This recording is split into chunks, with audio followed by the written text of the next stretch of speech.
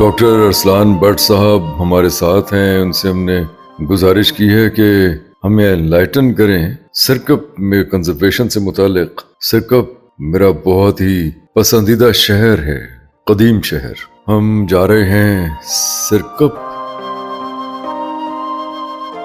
बड़ी दास्तानें हैं, बड़ी कहानियां हैं सिरकप से मुतालिक। मैं चाहूंगा कि मैं कंजर्वेशन की बात करने से पहले, प्रोटेक्टिव इंटरवेंशन की बात करने से पहले कुछ तारीख बताऊं सिरकप की। 2000 बरस पहले इस शहर को इंडो ग्रीक ने बसाया था। लेकिन ये शहर महज इंडो ग्रीक लोगों का नहीं है, ये साकाओं का, पार्थियंस का, कुशान्स का, सबका शहर है। ये तारीख चलते चलते राजा जयपाला तक आ जाती है। राजा जयपाला जो बाद में फिर लाहौर जिनकी अमलदारी में आ गया था, जिनके बारे में मशहूर है कि उन्होंने फिर लाहौर में मोरी दरवाजे के बाहर जौहर किया था, यानी खुद को आग लगाई थी, प्योरीफाई किया था हिंदू राजपूत रिवायत के मुताबिक।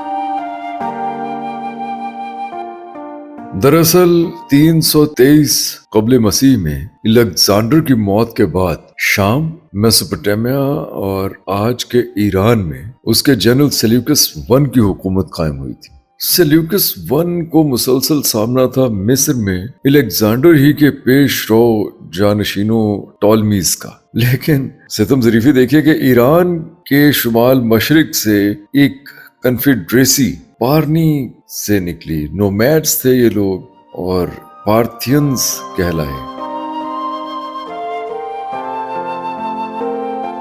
सेल्यूकस वन, यूनानी बाख्तर, रोमन्स और सेंट्रल एशिया के खाना बदोशों को आउटस्मार्ट कर दिया इन लोगों ने, पार्थियंस ने, जिनकी मैं बात कर रहा हूँ। बाख्तर, अब एक सवाल ये पैदा होता है, अक्सर लोग कंफ्यूज होते हैं कि ये आखिर बाख्तर क्या है और इंडो ग्रीक कौन है। बाख्तर बल्ख, आरियाना, खुरासान, आप ये समझ लीजिए कि आज के अफगानिस्तान ही के नाम है ये सब। इनफैक्ट जब अलेक्जेंडर को हिंदू कुश के रास्ते अफगानिस्तान से सवात में दाखिल हुआ तो जाहिर है उसके साथ आने वाले बहुत से लोग जो यूनान से आए थे लड़ते हुए, वो कुछ लोग अफगानिस्तान में रह गए, बल्ख में रह गए। बाख्तर कहलाया, जो आप समझ लीजिए कि वो उन लोगों की जो वहां रह गए थे उनकी राजधानी था बल्ख। ये इंडो ग्रीक कहलाए, जो लोग साल हा साल यहाँ रहे, रच बस गए, यहाँ शादी ब्याह भी की उन्होंने बल्ख में, तो वो बाख्तर कहलाए। इंडो ग्रीक, इंडो बैक्टीरिया, ये लोग थे। इनमें वो लोग भी शामिल थे जो अलेक्जेंडर के जाने के बाद, यानी हिंदुस्तान से जाने के बाद जो जंगजू यहाँ रह गए, वो भी यहाँ सेटल हुए। और जहाँ इस वक्त हम मौजूद हैं, यानी सिरकप, ये शहर उन्हीं लोगों ने बसाया था, इंडो ग्रीक ने।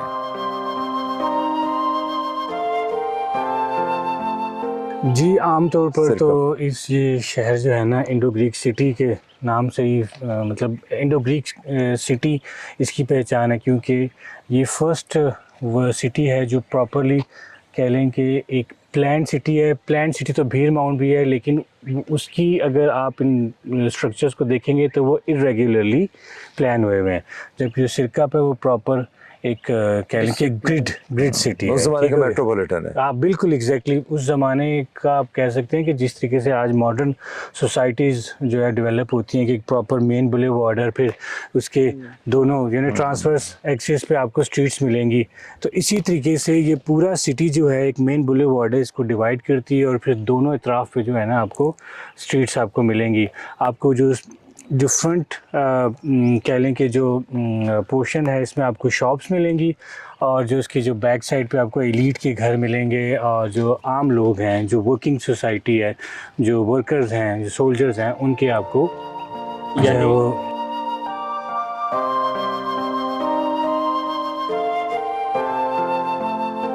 भीड़ माउंट इससे पहले शहर था। जैसे अब टेक्सला में दाखिल होते हैं तो शुरू में एक जगह है जिसे भीड़ माउंट कहते हैं। भीड़ माउंट के बाद आगे चलते आए तो सिरकप है। सिरकप के बाद मोड़ा मुरादो है। मोड़ा मुरादो के बाद जूनिया है। ये वो हैं जो दरियाफ्त हुए हैं। बहुत ज्यादा इलाका दरियाफ्त नहीं हुआ। अगर ये सब कुछ दरियाफ्त हो, यहाँ कोई और मॉर्टिमर या जॉन मार्शल या दानी साहब या कुछ और ज़ौक शौक रखने वाले आर्कियोलॉजिस्ट्स हिम्मत करें तो ये सारा इलाका दरियाफ्त किया जा सकता है। बहुत खूबसूरत हेरिटेज है यहाँ मौजूद। बहुत से सिक्के मिले हैं, मुख्तलिफ ज़बानें, खरोश्ती, ग्रीक ज़बान सिक्कों का पर लिखी हुई है।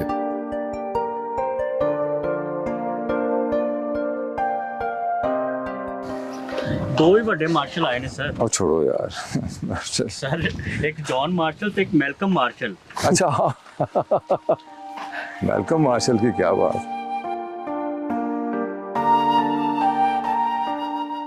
पार्थियंस की हम बात कर रहे थे। पार्थियंस की हुकूमत यहाँ रही है, आप समझ लीजिए कि 274 कब्ल मसीह से 244 ईस्वी तक, और उन्होंने एशिया माइनर से शुमाली हिंदुस्तान तक हुकूमत की। पार्थियंस के यहाँ ईरानी और यूनानी असरात, जैसे कि मैंने पहले बताया, आर्ट और समाज दोनों में मिलते हैं। कोई मुस्तकिल फौज नहीं रखते थे ये लोग, लेकिन बहरहाल जरूरत के वक्त फौरन तैयार की जा सकती थी फौज, इसलिए यहाँ भी मिलिट्री जनरल्स को बहुत अहमियत हासिल थी। लड़ाई भड़ाई होती रहती थी, हमले वगैरह हुआ करते थे। उस जमाने में यहाँ बुद्धिज्म के असरात थे मगर कम।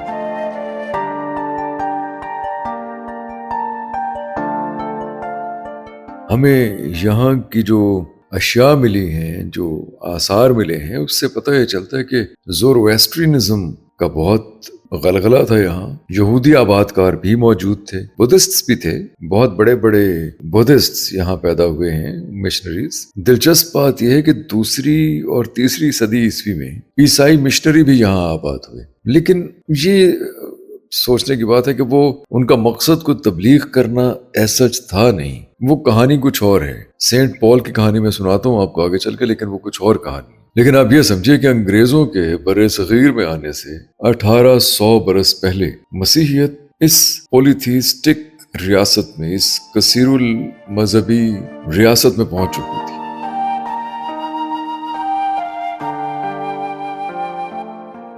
यहाँ पे बेसिकली अगर आप ये देखेंगे, आपके दोनों अतराफ ये जो आपको जो स्ट्रक्चर्स हैं, ये लेटेस्ट पीरियड है। यहाँ पे ये जो लेटेस्ट जो पीरियड है ना, वो कुशान पीरियड है। अगर आप सेकेंड सेंचुरी एडी, यस बिल्कुल, 1st और 2nd सेंचुरी एडी। ये यहाँ पर प्रीवियसली तो कैपिंग हुई है ना, ठीक है। इन स्ट्रक्चर्स को स्टेबल करके प्रॉपर कैपिंग की गई है हमसे पहले, जो डिपार्टमेंट ने की है। जो हमने किया है कि इससे जो पीछे जो स्ट्रक्चरल रिमेन्स हैं, ये ब्लॉक B2 में जो रूइंस हैं, वो बिल्कुल कह लें कि कोलैप्स हुए हुए थे। और वो सिर्फ कोलैप्स नहीं हुए थे, वो बल्कि वापस डिपॉजिट हो चुके हुए थे, यानी मिट्टी में दोबारा दब गए थे। तो डिपार्टमेंट ने उनको फिर प्रॉपरली कह लें कि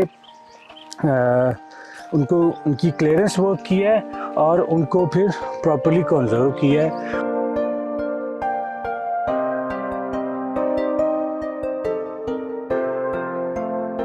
मैंने कोशिश की है कि दरिया को कूजे में बंद करूं। इनफैक्ट डॉक्टर अरसलान भट्ट साहब का टाइम मैं नहीं लेना चाहता। मैं चाहता हूं वो हमें प्रोटेक्टिव इंटरवेंशन से मुतालिक, कंजर्वेशन से मुतालिक, इन पत्थरों को इस्तेमाल करने से मुतालिक बताएं। इनकी मौजूदगी का, मोहब्बत का फ़ायदा उठाते हुए हम सिरकप में कंजर्वेशन के अमल को समझने की कोशिश करते हैं। लेकिन बहरहाल ये तारीख उठा रखते हैं किसी और वक्त पे। बड़ी दिलचस्प है ये तारीख। ये जैन टेम्पल है। हाँ बिल्कुल। अच्छा, ये कैसे पता चलता है कि ये जैन टेम्पल है? इसकी कोई स्ट्रक्चर से? इसके स्ट्रक्चर और इसमें से मिलने वाली जो फाइंडिंग्स हैं, वो तो पता नहीं कब मिली होंगी। वो जाहिर सी बात है, ये तो जो हारग्रीव्स ने और मार्शल ने जो है इसकी एक्सकवेशंस जब की हैं, बिल्कुल मौजूद हैं, टेक्सला म्यूज़ियम में हैं, पब्लिश्ड है। मार्शल ने अपने जो वॉल्यूम है उनका मेन। वैसे तो आर्कियोलॉजिकल सर्वे ऑफ इंडिया की जो एनुअल रिपोर्ट्स हैं, उसमें तो हर साल जो खुदाई में जो निकलने वाली चीज़ें हैं उसके हवाले से तो रिपोर्ट मौजूद होती ही थी, लेकिन मार्शल ने जब अपना सारा काम कंपाइल करके जब वॉल्यूम पब्लिश किया, उसमें तमाम डिटेल्स मौजूद हैं। अरे वाह।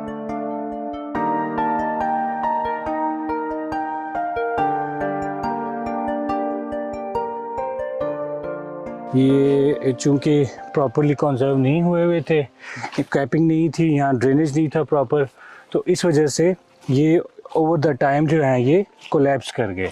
और कोलैप्स कर गए, फिर इनको प्रॉपरली हमने क्लीन किया, उनकी फाउंडेशंस को एक्सपोज करके फिर हमने इनको दोबारा से कंजर्व किया।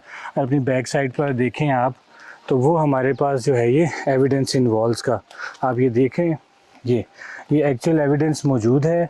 फिर इसी एविडेंस को हमने यूज़ करते हुए जो है वो कुछ वॉल्स को हमने प्रोटेक्टिव कंजर्वेशन का प्रिंसिपल जो है वो, नहीं, एविडेंस क्या है कि ये बर्बाद हो गए सारे ये देख लीजिए, आपको बस ये एविडेंस है, ये आप हाँ, देखें आप। बिल्कुल बिल्कुल। आप अगर इनको अगर Protect किया प्रॉपरली जाता। इनको क्लीन नहीं किया गया और इनको कैपिंग नहीं दी गई, इनको स्टेबल नहीं किया गया और ड्रेनेज नहीं प्रोवाइड की तो गई, वो eroded तो हो ये गए। तो मुकम्मल तौर पर जो है वो कह लें कि तबाह हो जाएंगे ना। जब सड़क से हम एंटर हुए ना सिरकप के लिए, तो वो एक राइट साइड पे मुझे वॉल भी नजर आई थी, लेकिन मैं इसका हिस्सा नहीं समझ रहा था। वो इसका हिस्सा है या? जी जी बिल्कुल इसका हिस्सा है। ये कुछ एरिया जो डिपार्टमेंट ने एक्वायर किया हुआ है, क्योंकि ये सिटी तो बहुत बड़ा था ना। जो हमारे पास जो एक्सकेवेटेड एरिया है वो अबाउट 40% एरिया ही है जो एक्सकेवेटेड है। आप जो वाइल्ड ग्रोथ है उसको देख लें और आप ये देख लें कि बारिश किस तरह से इसको नुकसान पहुंचा जाहिर है सकती जी, है, तो ठीक कुछ है। नहीं तो एविडेंस है ये इंडो ग्रीक टाइम का ही है। ये इंडो ग्रीक बिल्कुल, यहाँ पे मैंने आपको बताया कि डिफरेंट, एक तो प्री ग्रीक लेवल है, इंडो ग्रीक है, सीतो-पाथेन और सबसे टॉप पे जो हमारे पास कुशान का है जो लिमिटेड है। तो ये अर्लीस्ट लेवल्स हैं, ठीक हो गया। और फिर चूंकि अगर आप इनका लेवल देखें तो डिफरेंट है, इसलिए ये ज़्यादा सफ़र किया है इन्होंने, क्योंकि ये उस तरह से कंजर्व भी नहीं हुए थे जिस तरीके से आप ये फ्रंट वाले अगर आप देखें रिमेन्स वो प्रॉपरली कंजर्व्ड हैं। यहाँ ड्रेनेज भी प्रोवाइड की हुई है।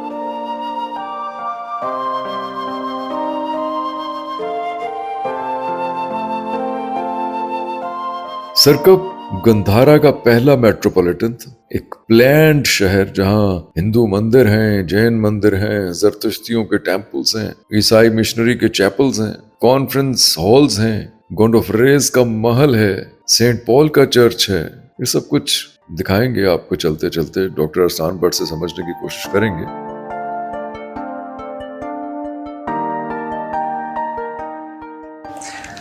अच्छा, यहाँ जो मेसनरी आपने इस्तेमाल की टेक्निक और प्रोटेक्ट करने की, प्रिजर्व करने की, वो मैंने मुख्तलिफ है, आपको वही है? नहीं बिल्कुल देखें, मैंने आपको बताया कि जो टेक्सला में जितने भी साइट्स हैं उनके डिफरेंट पीरियड्स हैं और उनके डिफरेंट मेजरी के स्टाइल हैं। ये सेकंड हिस्टोरिक सिटी है, तो यहाँ पर जो मेन हमारे पास जो मेजनरी है वो रबल है, ठीक है, एक लेट रबल मेजनरी, और हमने उसी मेजनरी को फॉलो किया है, उसी स्टाइल को फॉलो किया यहाँ है। रबल है, हाँ। वहाँ क्या है? यहाँ रबल है, वहाँ पर large diaper and semi ashlar diaper masonry है। ज़्यादातर वहाँ पे सेमी एशलेंट डाइपर मेजनरी है, और हमने वही स्टाइल को फॉलो किया। यहाँ के स्टाइल, जो यहाँ का स्टाइल है, हमने यहीं का स्टाइल यहाँ पे अडॉप्ट किया है।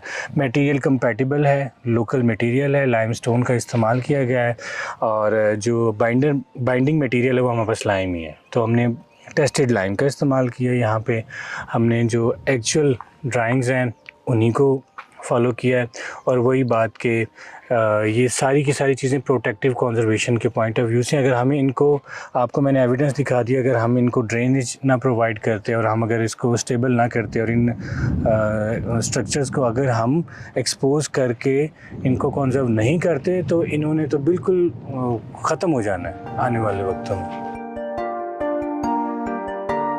लेकिन ये याद रखिए, ये बर्बाद हो रहा है, ये तबाह हो रहा है, खराब हो रहा है। अगर इसे प्रोटेक्ट ना किया गया, जैसे कि डॉक्टर अरसान भट्ट साहब फरमा भी रहे हैं, तो ये वाकई खंडर बन जाएगा, फिर पहचाना भी नहीं जाएगा कि ये क्या है। हमने मोड़ा मुरादों में देखा बहुत खूबसूरती से तमाम प्रोटोकॉल्स को मलहूज़े खातिर रखते हुए इन प्रोटेक्टिव इंटरवेंशन की गई है। यहाँ भी जरूरत इस अमर की है कि इन आसार को बचाया जाए। ये शहर तारीख में कई बार ताख्तो ताराज हुआ है। 30 ईस्वी में यहाँ एक बहुत शदीद जल्जला भी आया था। ये सब आसार इस एक्सकेवेशन के नतीजे में मिले हैं जो जॉन मार्शल ने की, यहाँ मॉर्टिमर ने की। डॉक्टर साहब बिल्कुल दुरुस्त फरमा रहे हैं, अगर इन आसार को बचाया ना गया तो यूं मिट्टी का ढेर बन जाएंगे जो हमारे सामने है।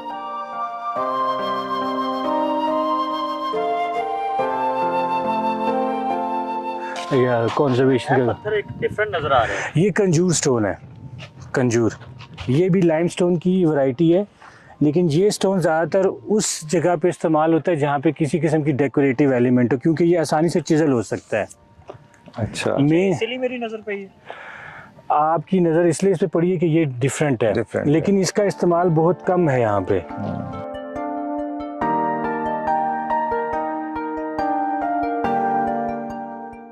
पत्थरों की खूबसूरत तराश या उनका बेढंगा होना भी शहर की तामीर में बहुत वाज़ेह है। डॉक्टर साहब बता रहे हैं कि कैसे तराश खराश के पत्थर इस्तेमाल होते थे और कैसे बेढंगे से पत्थर भी इस्तेमाल हुआ करते थे।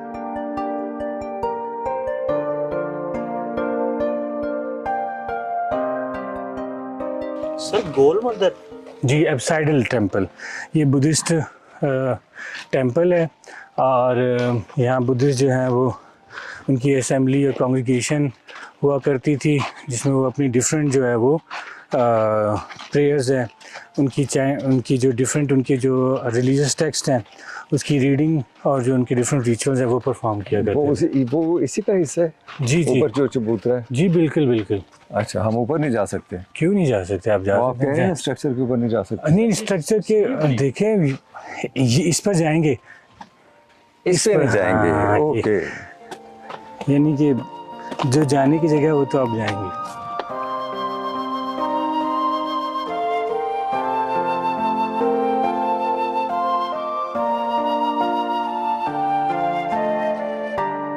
देखें डिफरेंट मेजनरी है। ओके, यहाँ पे मेजनरी डिफरेंट है। कैसे, हमें समझा दें। ये देखें, एक लार्ज डाइपर है, काफ़ी हद तक ड्रेस्ड है, ड्रेसिंग हुई हुई है। फिर ये छोटे छोटे से पत्थर, फिर एक लार्ज डाइपर। लेकिन अब यहीं पे खड़े होके उधर अगर देखें तो उस तरफ देखें, वो डाइपर का साइज़ भी छोटा है, इरेगुलर शेप में है, और जो उसके उन डाइपर्स के दरमियान में जो पत्थर हैं छोटे, वो भी बेशक्ल पत्थर हैं, रफ शेप के स्टोन्स हैं। अच्छा, हाँ जी। ये यानी सॉरी घर काट रहे हैं, ये पत्थरों को तराशते होंगे यहाँ लगाने के लिए? ये चिजलिंग, बिल्कुल चिजलिंग होती है। करते होंगे। ये ज़्यादा रिफाइंड दौर है? ये ज़्यादा एडवांस दौर है। एडवांस है। ये जो आपकी जो कंस्ट्रक्शन स्टाइल है ना, वो with the passage of time advance होता चला जा रहा है। लेकिन इसमें प्लास्टर तो नज़र नहीं आ रहा। सर प्लास्टर जो है ना, फ्रेजाइल कहने के एक चीज़ है, वो with the passage of time, पहली बात ये कि ये जब साइट डिपॉजिट कर गई और फॉर सेवरल 100 ईयर्स ये डिपॉजिट रही, तो फिर उसी दौरान जो है ये जो प्लास्टर है वो डिटेरियोरेट होकर ख़त्म हो गया। लेकिन हमें कहीं कहीं प्लास्टर के एविडेंस भी मिलते हैं। मैं आपको भी चलते हैं ना, सनडाइल टेम्पल है, वहाँ पे हमें प्लास्टर के एविडेंस भी मिलते हैं, जिनको हमें एजिंग करके ना प्रिजर्व किया हुआ, वो भी मैं आपको दिखा देता हूँ। मैंने एक इतराज़ है छोटा जिहा, ਇਹ ਜਿਹੜਾ ਵੱਡਾ ਪੱਥਰ ਆਉਂਦਾ ਨਾ, ਤੁਸੀਂ ਡਾਈਪਰ ਬੋਲਦੇ ਹੋ ਨਾ, ਇਹਨੂੰ ਡਾਈਪਰ ਨਾ ਬੋਲੋ, ਕੁਝ ਹੋਰ ਬੋਲੋ, ਮੇਰੇ ਦਿਲ ਵਿੱਚ ਕੁਝ ਹੋਰ ਆ ਰਿਹਾ ਹੈ। सर वो आपके जहन में बिल्कुल ठीक आ रहा है और वो आना भी चाहिए, वो वैलिड है। लेकिन ये आर्कियोलॉजिस्ट का डाइपर है सर। वो नहीं है बच्चा। रशीदुल हसन को उलझन हो रही है जब पत्थर को डायपर कहा जा रहा है। बेशक्ल पत्थर है ना, छोटा। जी बिल्कुल, ये भी बेशक्ल, ये बेशक्ल साइज भी छोटा। जी, लेकिन काम वही लिया गया है, इससे भी पत्थरों को। हाँ, इनकी स्टोन फिटिंग बेसिकली तो जो है स्टोन की फिटिंग मैटर करती है। फिर उसके ऊपर आपने मड प्लास्टर कर दिया या लाइम प्लास्टर कर दिया, तो फिर लाइम प्लास्टर करने के बाद फिर आपने बीम्स जो हैं वो रख के और मड के साथ फिलिंग कर दी और उस स्ट्रक्चर को मज़ीद जो है ना स्टेबल कर दिया, मजबूत कर दिया। वैसे तो सारा हिंदुस्तान ही हमेशा से पॉलीथीस्ट रहा है, यानी बेशुमार मज़ाहब की जगह, लेकिन सिरकप इल्म और दानिश का मरकज भी था। और ये सिरकप ही नहीं, यानी टेक्सला, ये जो आज का टेक्सला है, यहाँ कैसे बड़े बड़े लोग पैदा हुए। संस्कृत की ग्रामर बनाने वाले पानिनी बहुत बड़ा नाम है। तिब के उसूल दरियाफ्त करने वाले जीविका कमरा बाखा, पॉलिटिकल साइंटिस्ट चाणक्य कौटिल्य, जिन्हें चाणक्य कौटिल्य भी कहा जाता है, माहिर तिब चराका, बुद्धिस्ट फलसफी असांगा, उनके भाई वसुबिंदु, सब और बहुत से बुद्धिस्ट मिशनरीज तो बहुत ज्यादा हैं जो गंधारा से मुताल्लिक हैं।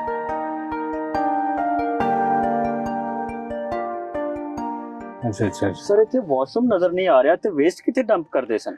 सर जैसे आज कल हम देखते हैं ना, हमारे छोटे छोटे घर होते हैं और एक छोटा सा हमारे घर में वॉशरूम भी होता है, तो अगर आप गौर से देखें तो आपको ये जो स्ट्रक्चरल रिमेन्स हैं, यहाँ पे कुछ छोटे छोटे से भी जो है वो सेक्शंस नज़र आ रहे हैं। तो मोस्ट प्रोबेबली जैसे आप बात कर रहे हैं कि कमोड सिस्टम, वो चीज़ें तो आपको नहीं मिलेंगी, लेकिन यहाँ पे जो एक टेम्परेरी लेटरिन सिस्टम था वो भी, और इसके अलावा फिर आपके पास आसपास की पहाड़ियाँ, खुला निज़ाम तो मौजूद ही है ना सर।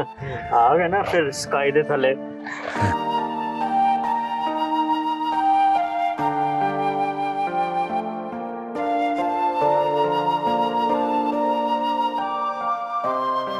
राउंड स्टूपा, ये बड़ा मशहूर है जी, हाँ गोल। जी, ये राउंड स्टूपा जी, ये भी बड़ा फेमस एलिमेंट है और ये अपनी हालत जो ओरिजिनल कंडीशन है उसमें इंटैक्ट। ओह अच्छा, ये फुली ओरिजिनल है। जी जी बिल्कुल। प्लीज ਇਹਦੇ ਚ ਉਹ ਤੁਸੀਂ ਨਾ ਵੱਡੇ ਪੱਥਰ ਨੂੰ ਡਾਇਪਰ ਨਾ बोलना। ये डायपर नहीं है, ये प्रॉपर जो कंजूस स्टोन की कह लें कि आप बैलेंस है सारा बिल्कुल जी। मैंने आपको बताया ना जो कंजूर स्टोन है ये decorative stone, easy to chisel है, यानी कि आप इसको आराम से शक्ल दे सकते हैं जो आप देना चाहें। अब लाइम स्टोन बहुत हार्ड होता है, आप इसको हालत बहुत मुश्किल से ही आप इसकी कोई शक्ल बना ਐਨੀ सकते हैं। ਸਫਾਈ ਐਨੇ ਐਡਵਾਂਸ ਦੌਰ ਵਿੱਚ ਵੀ ਨਹੀਂ ਆ ਸਕਦੀ ਸਰ।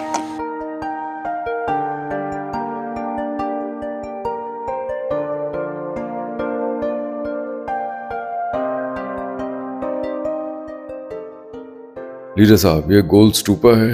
यहाँ हमें वोटिव स्टूपास बहुत मिलते हैं, जैन मंदिर मिलते हैं। जैसे कि मैंने पहले कहा, सरकप एक पॉलीथीस्ट मुआशरा था।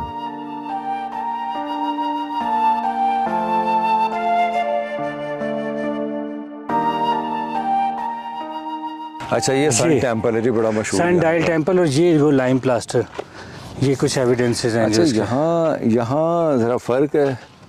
यहाँ हाँ, ये जो अर्ली कुशान पीरियड या सॉरी ये जो पार्थियन पीरियड है, ये उसकी निशानी है। स्मॉल डायपर मेजनरी, डायपर का साइज़ छोटा हो गया, लेकिन जो दरमियान वाले स्टोन्स हैं वो बड़े रेगुलर साइज़ में हैं। वो रेगुलर हैं जी, वो बड़ी यूनिफॉर्म शक्ल के हैं।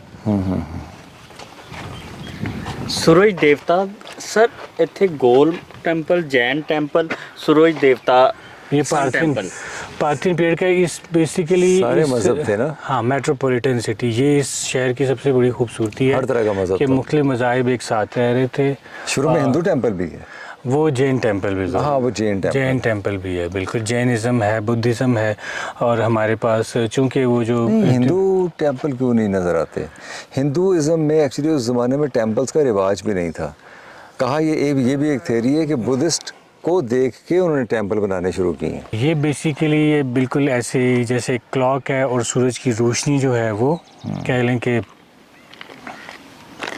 ਅਸੀਂ ਉੱਤੇ ਆਏ ਤੇ सूरज की रोशनी भी ज़्यादा हो गई। सूरज की रोशनी की वजह से आप जो है दिन के मुख्तलिफ औकात का अंदाज़ा लगा लेते थे।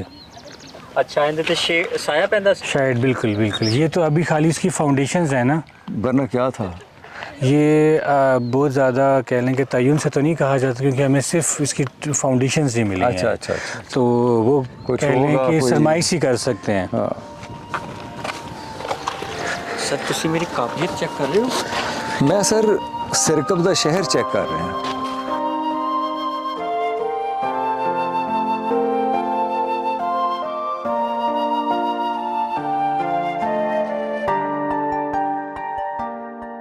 ये सूरज देवता का महल है, क्लॉक टावर है। कोई बाकायदा निजाम कभी मौजूद था यहाँ सूरज से वक्त मापने का? सरकप से मुतालिक बहुत सी कहानियां मौजूद हैं। सामने पहाड़ों पर राज कोनाल का स्तूपा अशोका ने रखवाया था। राज कोनाल पर सौतेली माँ का फरेफ्ता होना, नाकामी पर शहजादे को अंधा करवा देना, शहजादे का दरबदर होना, बादशाह तक आवाज का सोज पहुंचना, मलिका को फांसी लगवा देना, ये कहानी आपको मुख्तलिफ अंदाज से अक्सर दास्तानों में मिलेगी। आगे आने वाली पंजाबी दास्तानों में भी ये कहानी आपको मिलती है, और अरब कहानियों में भी आपको दास्तानों में ये कहानी मिलती है।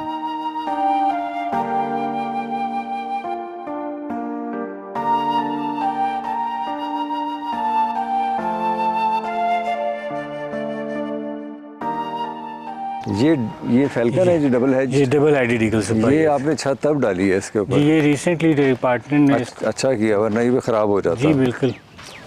ये भी प्रिवेंटिव कंजर्वेशन का एक तरीका कार है कि स्ट्रक्चर्स को टच किए बगैर ही उनको डिटेरियोरेशन से बचाया जाता है। ये है जी डबल एज्ड फैल्कन।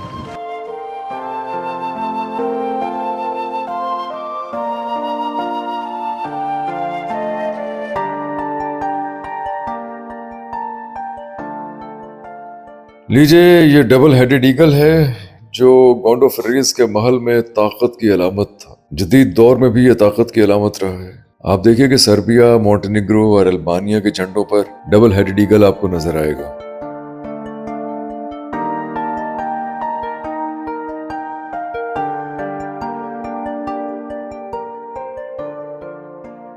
सिरकप दरअसल हाइपोडेमियन प्लान के तहत बसाया हुआ एक शहर है। हाइपोडेमस ग्रीक थे, उनका अपना एक तरीका था। वो एक पब्लिक प्राइवेट जगहों को और मुकद्दस मकामात को वाज़े तौर पे तकसीम करके ब्लॉक्स की शक्ल में बनाया करते थे। यही आप देख रहे हैं सिरकप में कि एक लंबी बुलेवार्ड है। उस बुलेवार्ड के दोनों तरफ आपको सन टेम्पल्स मिलेंगे, हिंदू टेम्पल्स, जैन टेम्पल्स, घर मिलेंगे और मुख्तलिफ कॉन्फ्रेंस हॉल मिलेंगे। ये वो सब कुछ है जो आप समझ लीजिए 30-35% एक्सकेवेशन के दौरान में सामने आया है।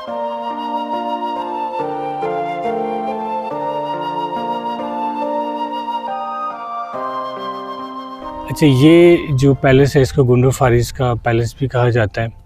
और अगर आप इसकी लेआउट को देखेंगे और रूम्स की स्पेसेस को देखेंगे तो आपको पता चलेगा कि ये काफ़ी स्पेशियस है, ठीक है।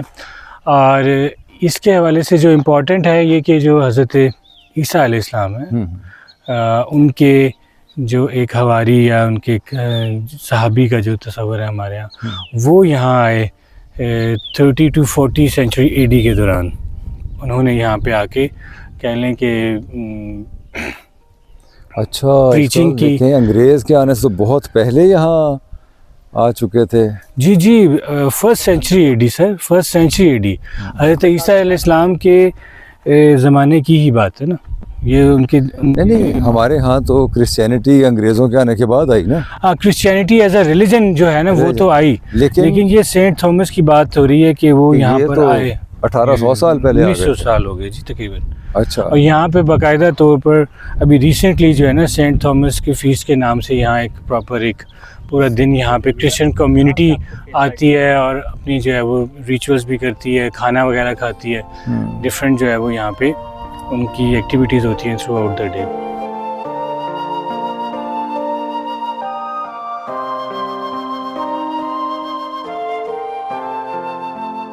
ये पार्थियों के मशहूर बादशाह गोंडोफोरिस का महल है, जिसे बनाने के लिए उन्होंने अपना एलची भेजा था बैतुल मक़दस, क्योंकि उस जमाने में कहा जाता है कि बैतुल मक़दस खूबसूरत इमारतों के लिए मशहूर था। कहा तो ये भी जाता है कि इनका एलची जनाब सैयदना ईसा अलैहिस्सलाम से मिला था, जिन्होंने जनाब सेंट टॉमस को सिरकप भेजा।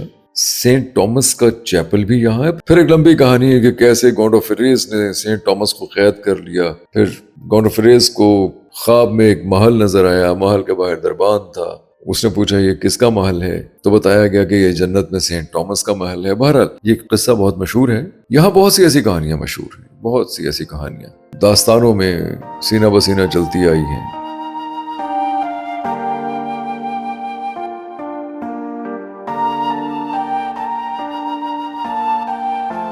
राजा सिरकप और खिड़ी मूरत के राजा रिसालो के माबैन शतरंज का मुकाबला हुआ। राजा रिसालो की जीत पर शहजादी कोकला से शादी कर दी गई। अगर राजा रिसालो हार जाता तो सर काट दिया जाता, जो कि राजा सिरकप ये कहा करता था, जिसकी वजह से सिरकप कहते भी हैं इसको। मैं तो कभी सिरकप कह रहा हूँ, कभी सिरकप कह रहा हूँ, मैं नहीं जानता इसका असल तलफ्फुज क्या है। अगर तो वो सर काट दिया करता था तो सिरकप ये है, और सरकप भी कहा जा सकते हैं। उर्दू में सरकप है, पंजाबी में सिरकप है, खरोश्ती जबान में जाने क्या कहते हैं इसे।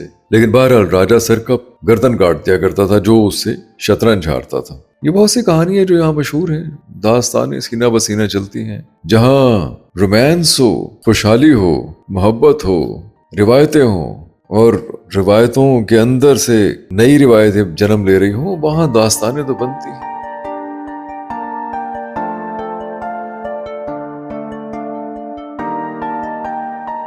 सर जॉन मार्शल का एहसान है कि शाह ढेरी का असल नाम तक्षशिला, जिसे अंग्रेजी में टेक्सला कहा गया, हम तक पहुंचाया, वरना इस जगह का नाम शाह ढेरी ही था। वर्ल्ड हेरिटेज ऑर्गेनाइजेशंस को समझना चाहिए कि इन आसार को बचाने के लिए प्रोटेक्टिव इंटरवेंशन बहुत जरूरी है। मैं तो बल्कि ये भी अर्ज करूंगा कि ये सारी जमीन, आसपास की तमाम जमीन खरीद देनी चाहिए, क्योंकि सारा वर्ल्ड हेरिटेज है। यहाँ एक्सकेवेशन होनी चाहिए, इसे प्रोटेक्ट करने की जरूरत है। हम लोग तो अपनी जिंदगियां गुजार रहे हैं, लेकिन हमसे आगे कई जमाने आएंगे और खुदारा ये ना सोचेगा कि ऐसी जगहों पे जाके मरने का ख्याल आता है और ये ख्याल आता है कि इबरत का मकाम है दुनिया। हरगिज नहीं, दुनिया ऐसे चलती आ रही है, चलती रहेगी हमसे पहले लोगों ने बहुत बड़े बड़े काम किए, बहुत अजीम कारनामे अंजाम दिए। हमने भी कोई थोड़े बहुत तीर मारे होंगे, लेकिन हमारा फर्ज है कि हम आने वाली नस्लों के लिए अपना हेरिटेज संभाल के रखें।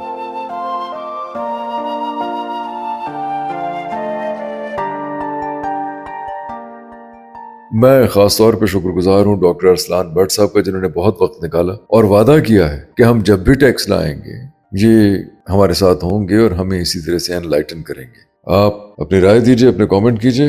आपकी राय, आपके कमेंट हमारे लिए बहुत ज़रूरी हैं।